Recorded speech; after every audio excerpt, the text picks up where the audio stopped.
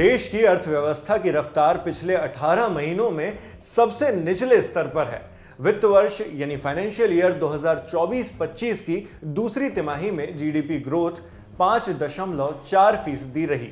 National statistical office यानी NSO ने 29 नवंबर को जुलाई से सितंबर वाली तिमाही के आंकड़े जारी किए। आंकड़ों को देखें तो मैन्युफैक्चरिंग और माइनिंग सेक्टर में ग्रोथ बेहद धीमी रही। इसके अलावा सरकारी खर्च में सुस्ती और निजी उपभोग यानी प्राइवेट कंजम्पशन में कमी ने इकोनॉमी की गति को धीमा कर दिया है। एनएसओ के आंकड़े बताते हैं कि पिछले 3 क्वार्टर से जीडीपी ग्रोथ में लगातार गिरावट ही हुई है। अप्रैल जून क्वार्टर में जीडीपी ग्रोथ 6.7% थी। वहीं इससे पहले जनवरी मार्च यानी फाइनेंशियल ईयर 2023-24 की जनवरी मार्च में जीडीपी 7.8% की दर से बढ़ी थी।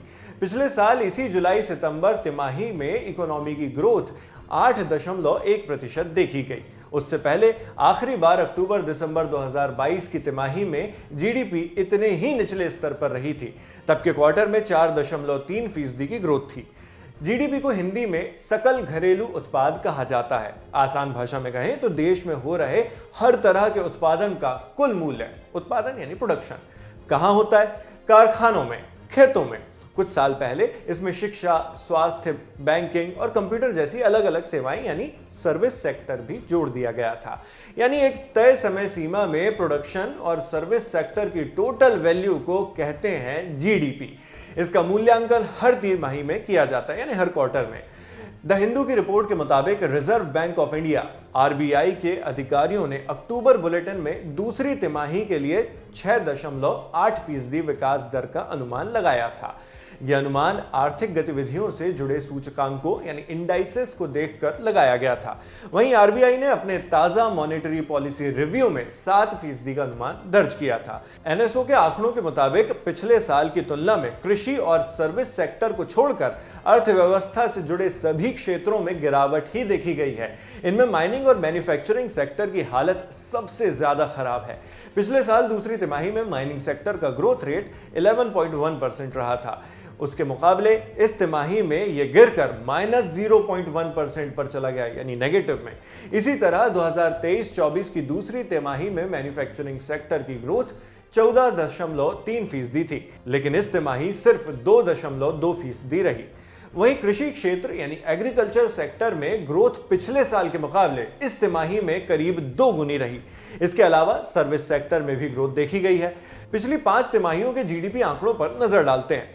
पहले वित्तीय वर्ष 2023-24 की बात करते हैं। जुलाई सितंबर क्वार्टर में 8.1%, अक्टूबर दिसंबर क्वार्टर में 8.6% और जनवरी मार्च वाले क्वार्टर में 7.8%।